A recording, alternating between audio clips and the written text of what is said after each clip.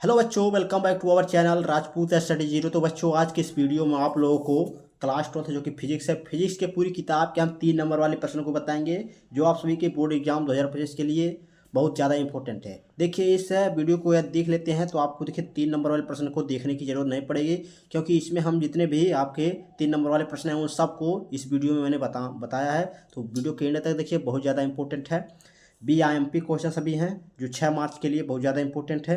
तो वीडियो के एंड तक देखिएगा। चैनल पर नया हो चैनल को सब्सक्राइब कर लीजिएगा, नोटिफिकेशन ऑन कर लीजिएगा। चलिए स्टार्ट करते हैं। तो देखिए, हमारा पहला क्वेश्चन है कूलाम का कूलाम का वैद्युत बल संबंधी नियम। बहुत ज़्यादा इंपॉर्टेंट है आपके बोर्ड एग्जाम के लिए।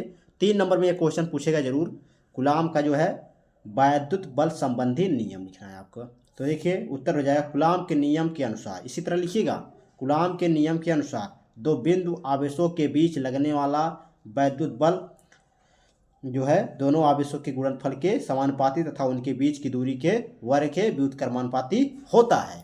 यानी कि कूलाम का नियम यह कहता है कि दो बिंदु आवेश, जैसे मान लीजिए बिंदु ए बिंदु बी, ये दो बिंदु आवेश हैं और इस पर एक Q1 है एक Q2 है। इन दोनों के बीच जो है लगने वाला वैद्युत बल जो है दोनों आवेशों के इन दोनों आवेशों के गुणनफल के बराबर होता है। कौन? जो बल है, जो वैद्युत बल लग रहा है इन दोनों के या दोनों आवेशों के गुणनफल के। जैसा कि यहाँ पर देखिए यफ है अनुक्रमानुपाती, यहाँ पर पूछा है गुणनफल के समानुपाती। समानुपाती यानी कि ये समानुपातिक चिन्ह हो गया। यहाँ पर Q1 और Q2 इन दोनों आवेशों के गुणनफल क्या है बराबर है, यानी कि समानुपाती है। सॉरी, समानुपाती है, बराबर नहीं है, समानुपाती है। इसको समीकरण 1 मान लेंगे। समीकरण 1 मानने के बाद देखिए आगे आगे कह रहा है तथा उनके बीच की दूरी की जो दूरी r है के वर्ग के, यानी कि वर्ग यानी कि इस पर स्क्वायर हो गया, के व्युत्क्रमानुपाती। व्युत्क्रमानुपाती का मतलब होता है बटा, 1/r² हो गया, यानी वर्ग जो है r² वर्ग हो गया। ये यफ है व्युत्क्रमानुपाती 1/में व्युत्क्रमानुपाती पूछा है ना, तो बटे हो जाए 1/में r²। ये हो गया समीकरण 2। अब इन दोनों समीकरणों को हम आपस में मिलाएंगे। जब दोनों समीकरणों को मिलाएंगे तो हमारा यफ है जो है अनुक्रमानुपाती Q1 Q2 अपान में r², ये हो जाएगा। या फिर हम यहाँ पर देखिए, जो आपका ये बराबर के चिन्ह होता है, जब ये अनुक्रमानुपाती चिन्ह हटेगा तो यहाँ पर अनुक्रमानुपाती नियतांक जुड़ जाता है। नियतांक क्या? परावैक्तांक यानी k जुड़ जाएगा। तो ये हो जाएगा यफ बराबर k Q1 Q2 अपान में r², ये हो जाएगा। अब k का मान जो होता है k बराबर होता है 1/4πε0। तो k के स्थान पर हम इसको रख देंगे यह बराबर 1/4πε0 Q1 Q2 अपान में r², ये हो जाएगा। अब देखिए k यहाँ पर जुड़ा है नीचे, तो ये आपका निर्वात में वायु में जो k का मान होता है, परावैक्तांक का वायु में निर्वात में कितना मान होता है? 1 होता है। तो 1 का मान जब हम रखेंगे तो आपका निकल कर आ जाएगा जो यह बराबर 1/4πε0 Q1 Q2 अपान में r²।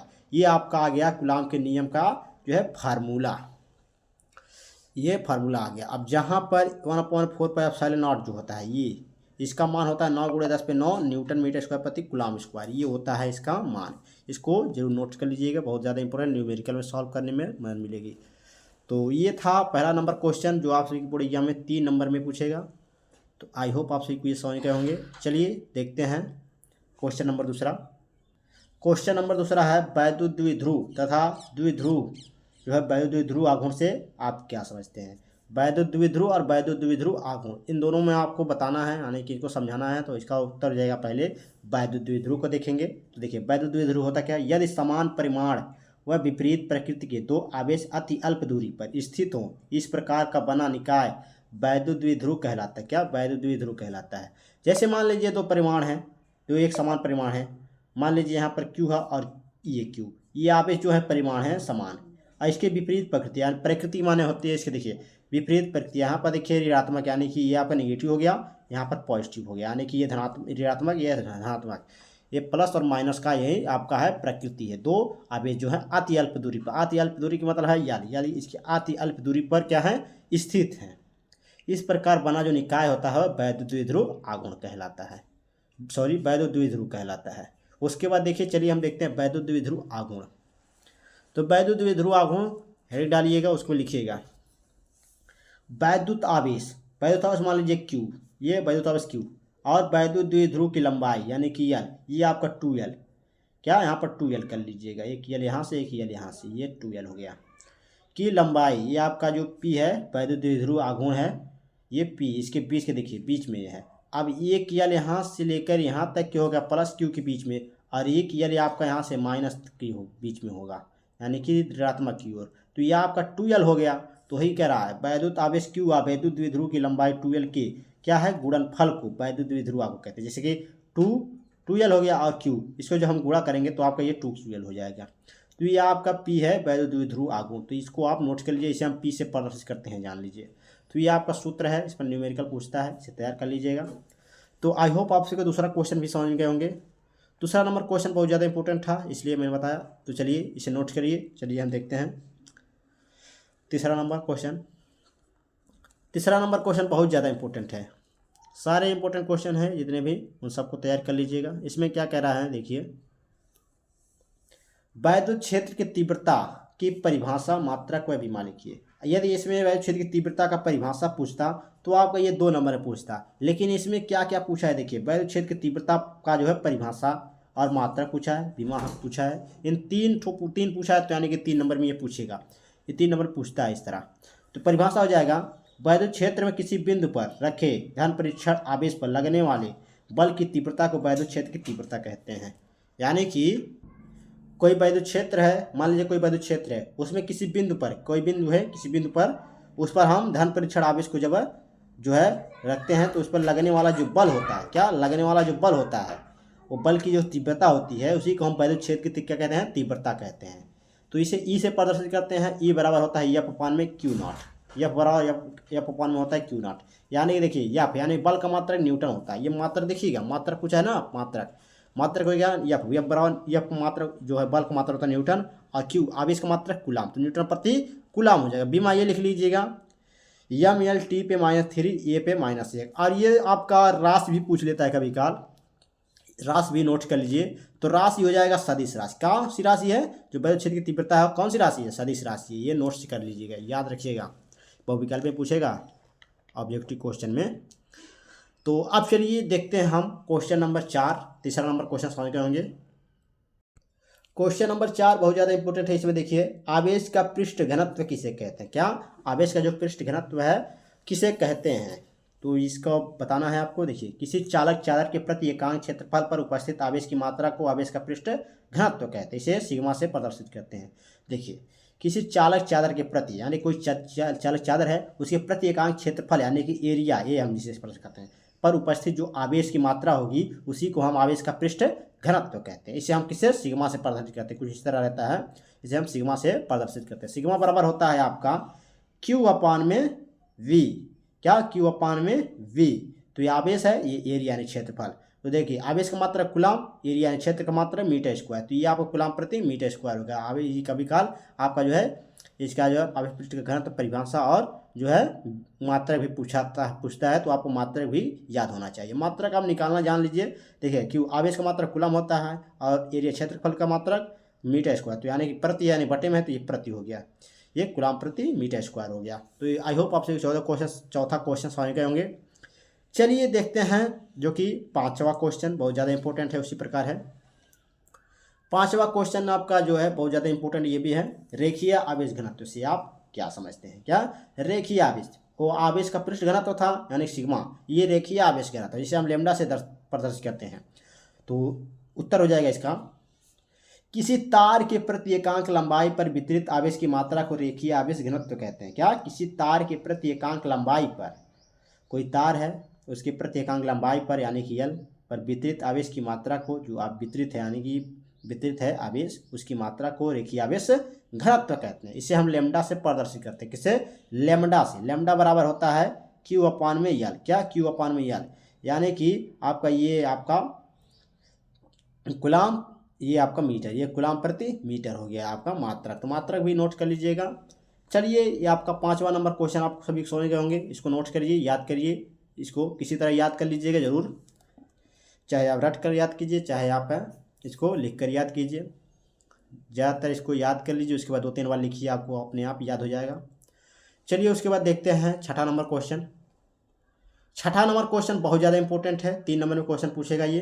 तो इसमें क्या कह रहा है, समविभव पृष्ठ की परिभाषा और विशेषताएं लिखिए। क्या, समविभव पृष्ठ की परिभाषा लिखना और विशेषता भी लिखना है। उत्तर हो जाएगा, किसी वैद्युत क्षेत्र में स्थित हुआ पृष्ठ जिसके प्रत्येक बिंदु पर विभव समान होता है उसे समविभव पृष्ठ कहते हैं। क्या, समविभव पृष्ठ कहते हैं। कैसे, देखिए किसी वैद्युत क्षेत्र में कोई स्थित है, वायु क्षेत्र किसी वायु क्षेत्र में कोई स्थित है, वह पृष्ठ है, कोई पृष्ठ है, वह पृष्ठ है जिसके प्रत्येक बिंदु जिस पर आपका वायु क्षेत्र स्थित है उसके प्रत्येक बिंदु पर क्या हो, जो विभव होता है v, वह समान होना चाहिए। क्या समान होना चाहिए, वह समान होता है, उसी को हम क्या कहते हैं, समविभव पृष्ठ कहते हैं। जैसे यहाँ पर विशेषता लिखा है, विशेषताएं में पहला हो जाएगा समविभव पृष्ठ वायु क्षेत्र के लंबवत होते हैं। क्या, जो समविभव पृष्ठ हैं वायु क्षेत्र के लंबवत होते हैं। दूसरा है दो समविभव पृष्ठ एक दूसरे को नहीं काटते हैं, जो दो समविभव होंगे वह आपस में एक दूसरे को नहीं काटते हैं। तो ये आपका छठा नंबर क्वेश्चन था, बहुत ही ज़्यादा इंपॉर्टेंट था।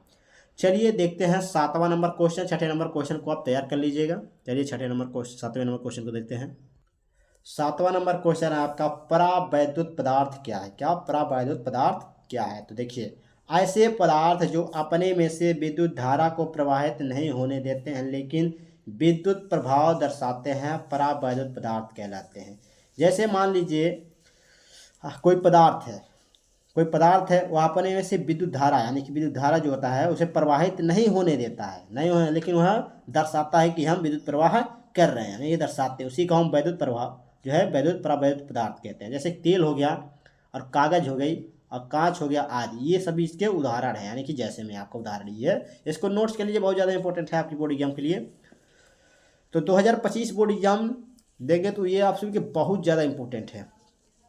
आप सभी से छोटी सी रिक्वेस्ट है, यदि आप चैनल को लाइक नहीं किए हैं तो वीडियो को लाइक कर दीजिए जल्द से जल्द। तो चलिए देखते हैं 8वां नंबर क्वेश्चन, बहुत ज़्यादा इंपॉर्टेंट है। वैद्युत फ्लक्स की परिभाषा और मात्रा लिखना है। 3 नंबर में क्वेश्चन पूछेगा, वैद्युत क्षेत्र में स्थित किसी काल्पनिक पृष्ठ के क्षेत्रफल से अभिलंबवत दिशा में गुजरने वाली वैद्युत बल रेखाओं की संख्या की माप को ही क्या कहते हैं, हम वैद्युत फ्लक्स कहते हैं। जैसे कोई वैद्युत क्षेत्र में स्थित है, कोई काल्पनिक पृष्ठ है, उसके क्षेत्रफल के जो है लंबवत दिशा में, क्या लंबवत दिशा में जो गुजरने वाली वैद्युत बल रेखा है उसकी जो संख्या होती है उसकी माप को ही हम क्या कहते हैं, वैद्युत फ्लक्स कहते हैं। इसे हम फाई ई से दर्शाते हैं। फाई ई बराबर होता है ई ए, क्या ई ए न्यूटन मीटर स्क्वायर प्रति कूलम, ये इसका मात्रक होता है। या फिर इसको हम एक और मात्रक इसका है वोल्ट मीटर, इससे वोल्ट मीटर से भी इसको मात्रक लिखते हैं। तो ये आपका 8वां नंबर क्वेश्चन था।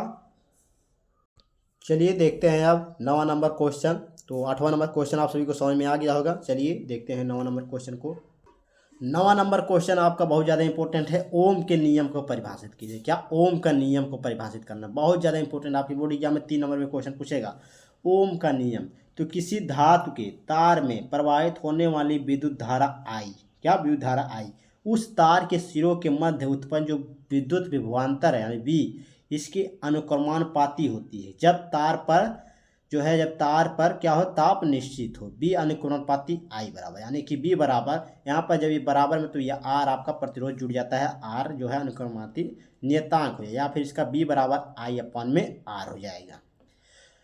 तो ये आपका फार्मूला हो गया। नीचे आप फार्मूला ये भी है आपका R बराबर B/I। यहाँ पर आपका B क्या है, विभवांतर है, I आपका विद्युत धारा है, इसका मात्रक हो जाएगा, विभवांतर का मात्रक वोल्ट, धारा का विद्युत धारा का मात्रक एम्पियर, तो वोल्ट प्रति एम्पियर, ये इसका आपका हो गया ओम के नियम का जो है मात्रक। तो आई होप आप सभी को 9वां नंबर क्वेश्चन समझ में आ गया होगा।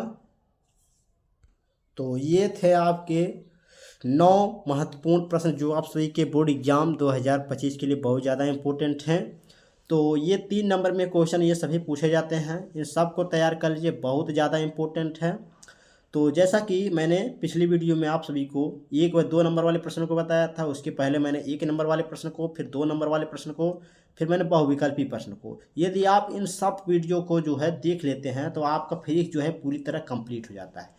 और न्यूमेरिकल का भी मैंने सीरीज स्टार्ट कर दिया है, तो उसको फिर जाकर देख लीजिए। फार्मूला पहले मैं बताया है मैंने, उसके बाद मैंने न्यूमेरिकल सॉल्व कराया है, फिर मैंने फार्मूला, फिर न्यूमेरिकल, इसी प्रकार हम आपका सीरीज स्टार्ट कर दिए हैं। तो उसको नहीं देखे हैं जाकर देख लीजिएगा। प्लेलिस्ट बॉक्स का हम जो है लिंक डिस्क्रिप्शन बॉक्स में दे देंगे, जाकर देख लीजिए, बहुत ज़्यादा इंपॉर्टेंट है वो सभी वीडियो। तो आई होप आप सभी को ये भी वीडियो आप सभी को समझ में आ गया होगा। इसको देखिए, ये तैयार कर लेते हैं तो आपका बहुत से नंबर आपको ये आपके जितने भी क्वेश्चन मैंने बताया 9 क्वेश्चन, ये आपके बोर्ड एग्जाम के लिए बहुत ज़्यादा इंपॉर्टेंट है। आपके बोर्ड एग्जाम 100% है, इसमें से आपका बहुत ज़्यादा टॉपिक आपको देखने को मिलेंगे, तो इसको जरूर तैयार कर लीजिए, बहुत ज़्यादा इंपॉर्टेंट है। तो आई होप आप सभी को ये सभी क्वेश्चन समझ गए होंगे। तो समझ गए हो तो लाइक शेयर कमेंट जरूर कीजिएगा, चैनल पर नए हो चैनल को सब्सक्राइब जरूर कर लीजिएगा, नोटिफिकेशन ऑन कर लीजिएगा। चलिए मिलते हैं यहाँ से नेक्स्ट वीडियो में नेक्स्ट टॉपिक के साथ। धन्यवाद।